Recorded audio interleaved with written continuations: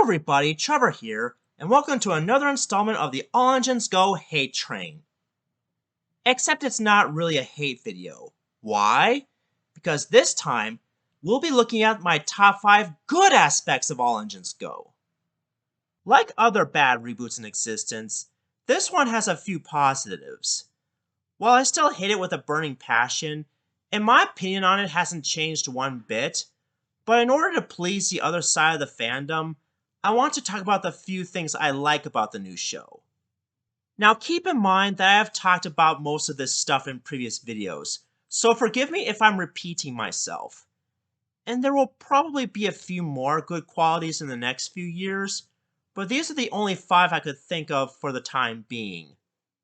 Alright, let's get started on this brand new top 5, shall we? Number 5 are the few good songs. I know I've stated in earlier videos that I thought most of the songs are forgettable, but to be honest, I think there are a few decent ones in the reboot.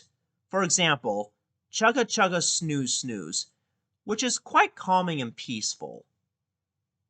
Here's another good song. Remember the one in the Thomas Promise that where Thomas sings, "I'm gonna chug, I'm gonna chew"? While this song was sung more often in the episode, I think it's quite catchy and charming. However, I would prefer the parody by Diesel D199 on his YouTube channel because it's that hilarious. I'm gonna chug, I'm gonna chew, I'm gonna... Overall, while I do prefer most of the songs from seasons 3 to 24, but these are quite passable compared to the new theme song, which I think is still cringe. Not to mention Bruno's song in season 2, which is quite forgettable in my eyes. Number 4. Most of the adult voice actors are passable. Yes, I know I've said that most of the adult actors are okay, but there are some I think are spot on.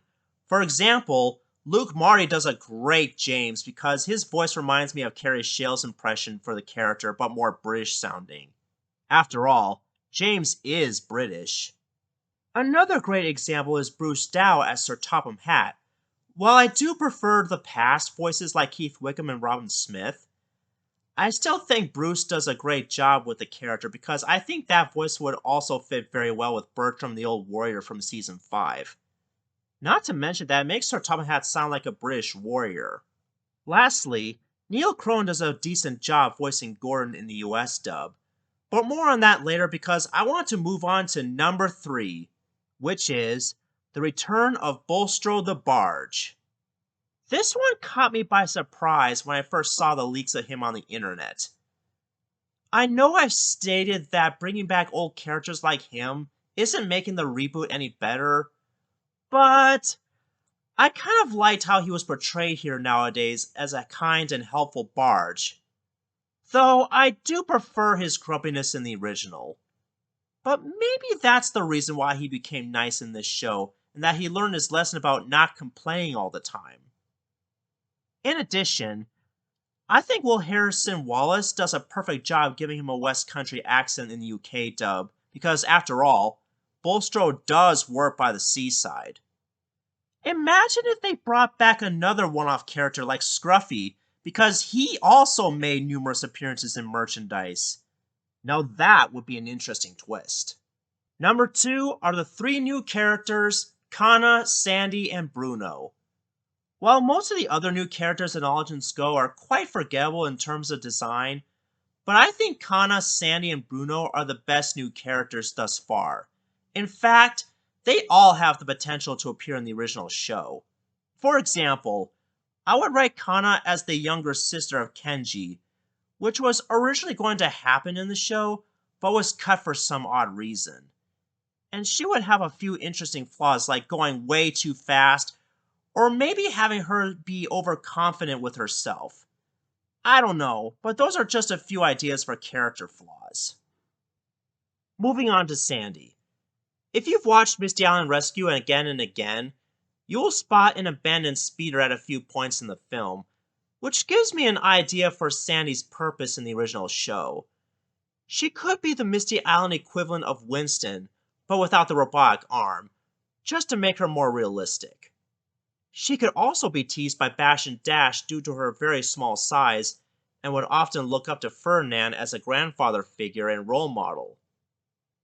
And I have already stated in another video that Ferdinand could be the Misty Island equivalent of Edward and would keep Bash and Dash in order. What do you guys think of that? As for Bruno, he could come to Sodor as a brand new caboose, and would often joke about the other engines like James, but would know when to be helpful to his friends. But in terms of writing him into the original show, I'm still having a hard time deciding whether they should keep his autism or not, because I don't want him to be an autistic stereotype. But I want you guys to decide on that, because I know some of you will make better writers than I or anyone at Mattel could ever even hope to do. I'm sure there are going to be a few more new characters that might work for the original show in the future, but all in all, these are the 3 I think deserve to have CGI counterparts. Though they should be young adult characters instead of kids, because adult voices are more reliable than kid actors in general. At least in my opinion. Oh, and as for Tess, she could work too as a new crane in another harbor on Sodor, but we already have the original Carly for that since they're both the same basis. There are no honorable mentions this time around, because the #1 spot goes to the returning voice actors, particularly Neil Crone and Rachel Miller. This is honestly the best part of the entire reboot. Neil Crone reprises his role as Gordon in the show, while Rachel Miller becomes the narrator for the new podcast stuff.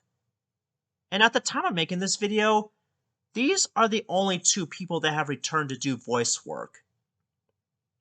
In case you don't know, Neil Crone originally voiced Gordon in Thomas the Magic Railroad, but with a slightly different English accent. If you don't believe me, look at these voice clips in comparison to his newer impression in the show. 5, 6, 7, 8. Collecting Mr. Conductor is an important job. Important is big. Great gears! Whoa, whoa, whoa, whoa! Well, that is a fine how do you do. Well, these items are old, but still very useful. Instead of being thrown away, they're going to Whiff's recycling plant. At least they were. As for Rachel Miller, if they are going to bring back any of the characters that she voiced in the past, then I think they should bring back Rebecca as an adult, just like in the old show. That way, she would not only reprise her role as a narrator for podcasting stuff, but as Rebecca, because that's what she's known for. Overall, despite all the positives here, I still hate this new show more than any other reboot because Thomas the Tank Engine is and will always be the biggest part of my childhood and life in general. And I loved it more than any other franchise in existence, especially Pokemon. It's the reason why I got into trains in the first place. I mean, without it, I would probably have been bored for the most part of my life and have grown up with sports, which I'm never into. But hey, I'm not gonna disown anybody who likes All Engines Go because I don't want to be that toxic. And to be frank, if I wanted a Thomas & Friends reboot, then I want it to be more faithful to the Railway series and classic TV series in terms of writing and characters, just like The Adventure Begins. Anyways, let me know in the comments section on which parts of All Engines Go do you think are redeemable. Do you agree with my list, or do you have your own personal preference? My next top 10 video will be on my favorite Pixar films, which I'll try to finish by Thanksgiving this year, but I'm not the best at keeping promises. This is Trevor Davis, signing off.